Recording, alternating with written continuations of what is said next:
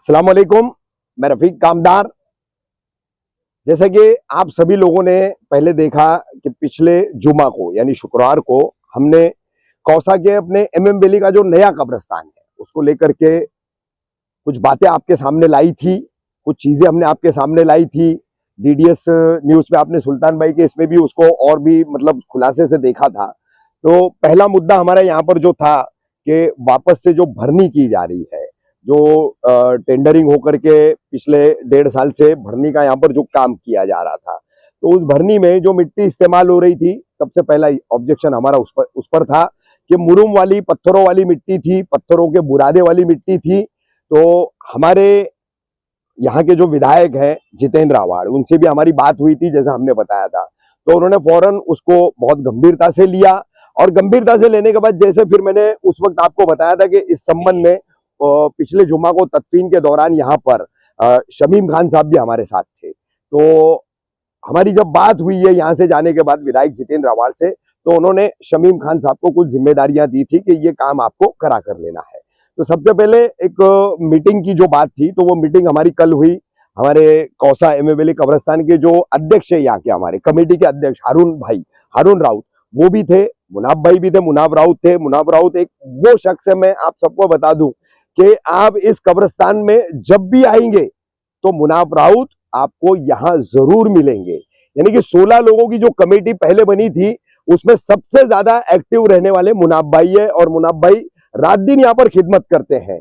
अब मसला ऐसा है कि मुनाब भाई अकेले पड़ जाते हैं, बाकी के कमेटी के मेंबर नदारद रहते हैं, गायब रहते हैं। इसके लिए मुनाब भाई अकेले कितना क्या कर लेंगे और मुनाब भाई अपनी बात प्रशासन तक कैसे पहुंचाएंगे। तो बहरहाल आज हम सब लोग इकट्ठा हुए हैं और सब जो है अब इस मामले को बहुत ही संजीदगी से ले रहे हैं। इस वीडियो के बाद एक और वीडियो बनेगा, उसमें यहाँ पर हमारे उबैद भाई है, हमारा मुज्जू है जो कब्र खोदने का तमाम काम करते। कुछ मसले हैं, उनकी जबानी में बातचीत करके आप तमाम लोगों तक वो बातें पहुंचाऊंगा। लेकिन सबसे पहले मिट्टी की भरनी का जो मामला था, तो आपको सबको बता दूं कि अपने सबके ऑब्जेक्शंस के बाद वो मिट्टी की भरनी रोक दी गई है। यहाँ से काफी सारी मिट्टी जो है वो हटा ली गई है।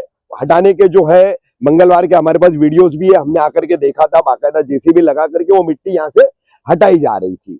अब यहाँ पर हमने मांग की है कि मिट्टी की भरनी कब्रिस्तान के निर्माण से लेकर अब तक काफी हो चुकी है, बहुत ज्यादा हद तक जो है मिट्टी की भरनी हो चुकी है।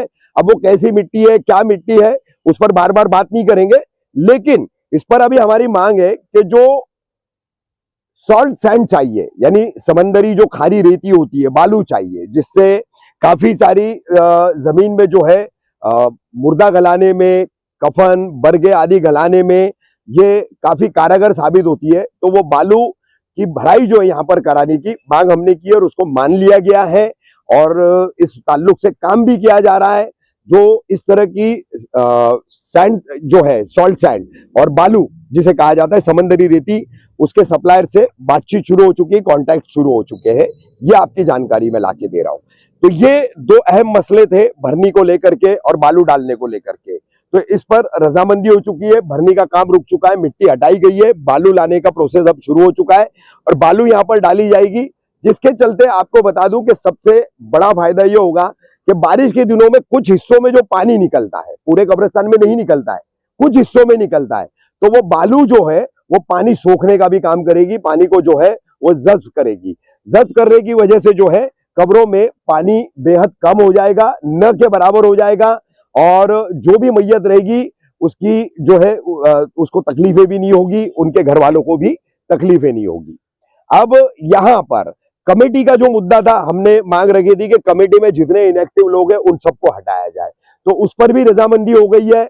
हारून राउत जो है हमारे कौसा के मेरे काफी पुराने दोस्त है, मेरे भाई है, वो मुनाब भाई के साथ यहाँ पर लगे रहते हैं। अक्सर जब भी उन्हें बुलाया जाता है वो जिम्मेदारी निभाते हैं। लेकिन एक बात जो सामने आई है पूरी बातचीत के दौरान कि प्रशासन सुनवाई नहीं करता है। तो इंशाल्लाह आगे देखेंगे, बात हारून भाई की हो, मुनाब भाई की हो या हमारी भी हो, कौसा के ये एमएम वैली कब्रिस्तान में आने वाले हर मैयत के घर वालों की किसी की भी बात हो, प्रशासन को सुननी पड़ेगी। अब उस तरह की कमेटी यहाँ पर बनाई जा रही है, उस तरह की कमेटी यहाँ पर तश्कील की जा रही है। नए लोगों को उसमें लिया जा रहा है जो वक्त देंगे, जिम्मेदारी निभाएंगे। ऐसे कई लोगों को इसमें जोड़ा जा रहा है।